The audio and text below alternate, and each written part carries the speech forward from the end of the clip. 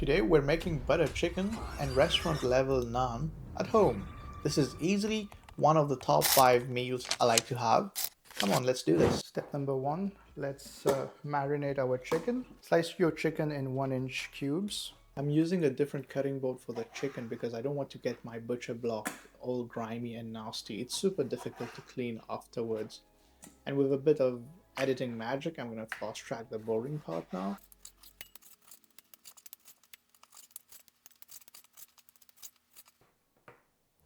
Add 1 teaspoon of salt, 1 tablespoon of ginger, and 2 tablespoons of garlic, 1 tablespoon of red Kashmiri chili powder, half teaspoon of turmeric powder, half tablespoon of cumin powder, half tablespoon of coriander powder, half tablespoon of garam masala, 2 tablespoons of oil, and 2 big fat spoon of yogurt,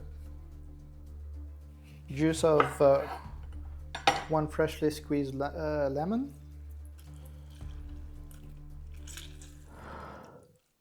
get in there and mix this properly.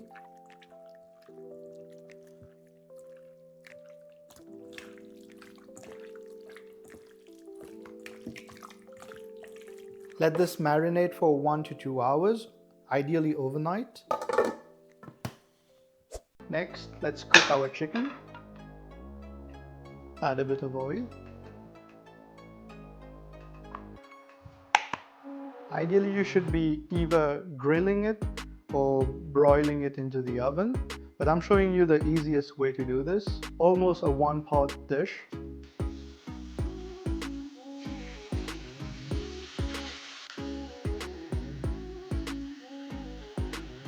After a few minutes, I wasn't too happy about the sear on the chicken, and my inner voice demanded justice. So I decided to broil the chicken for 5 to 8 minutes into the oven. Trust me, it's totally worth it. Alright, this is looking much better out of the oven already. Now let's do the gravy. Some clarified butter or ghee. Add 1 red onion. Garlic, freshly grated, around 7 cloves.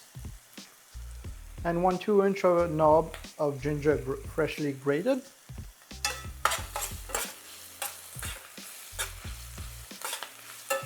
Once the onion starts to caramelize, you can add the spices. It's the same spices we use to marinate the chicken. Bit of turmeric, coriander powder, cumin powder, garam masala, Kashmiri red chili powder,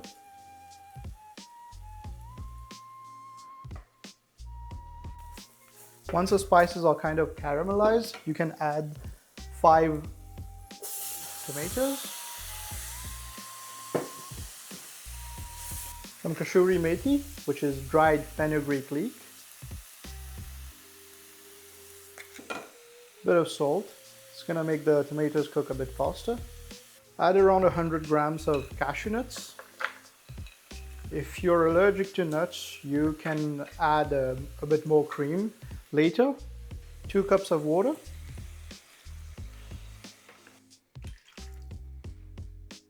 Now you're gonna cover this and let it cook until everything turns into a mush. It needs to be soft enough to blend it. Once you see everything has turned soft and mush enough to be blended, transfer it to a bowl.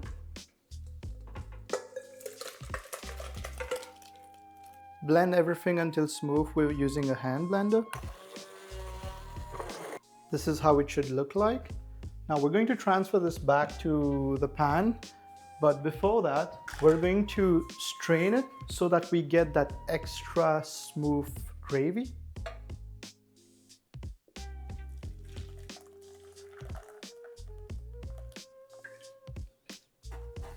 You should end up with something like this. Turn the heat back up and add your chicken.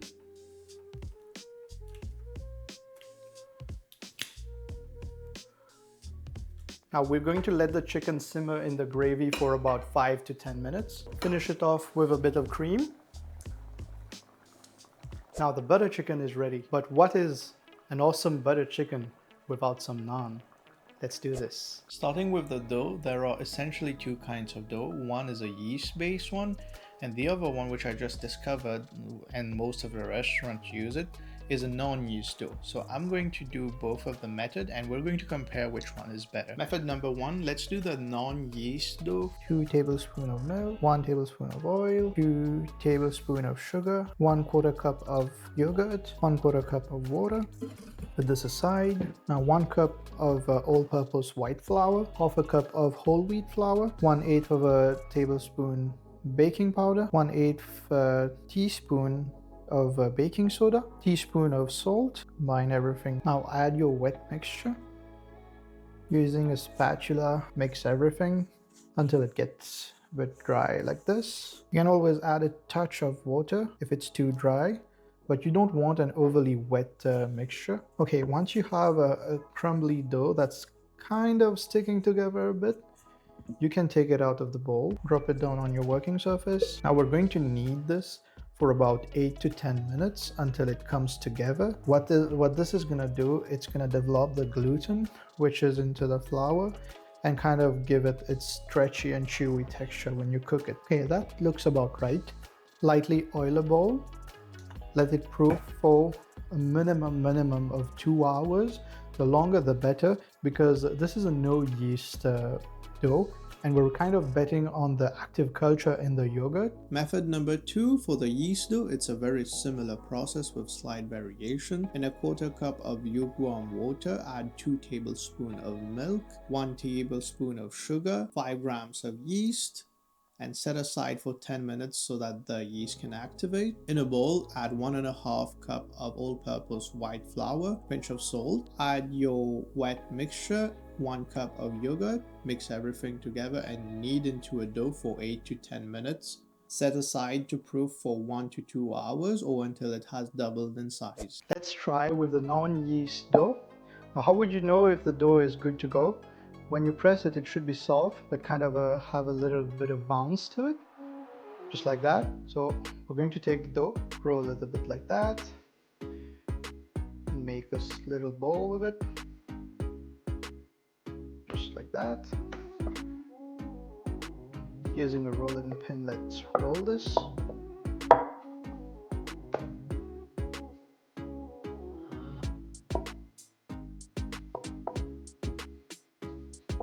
Now once you have it rolled up, stretch it to kind of give it that traditional naan shape. Add a bit of cilantro, a bit of sesame seeds and nigella seeds.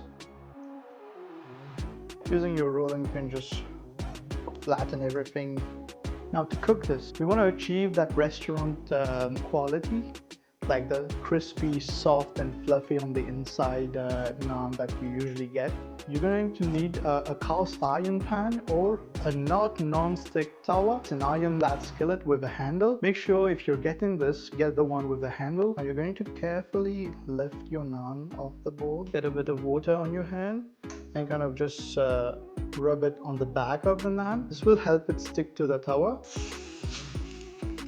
And be careful using your hand. Just pat it down to make sure it sticks. You'll see it starts to bubble up. That's exactly what we want. Once you see the edges browning a bit, lift your pan and flip it. We kind of keep this to a fair distance that it's not burning, but you still get the golden brown color on the top. Using a metal spatula, take your naan and you see it comes off easy. Immediately brush some butter on the top of the naan. Wow, this is amazing. It looks exactly like what we get in the restaurants. Now let's try with the other dough, the yeast dough. This one kind of fluffed up a bit more and feels a bit more like bread. Which one is closer to the restaurant style? I would say it's the non-yeast dough one. Let's serve some butter chicken, shall we? Dried fenugreek leaf and some coriander. And this is homemade butter chicken and authentic restaurant style naan. And I'm so hungry. Oh yeah, definitely the restaurant style, man. Oh wow. God damn. Oh, this is incredible. I think it's time to finish the video. Try it. Love you. Recipe is going to be down in the video description. Bye.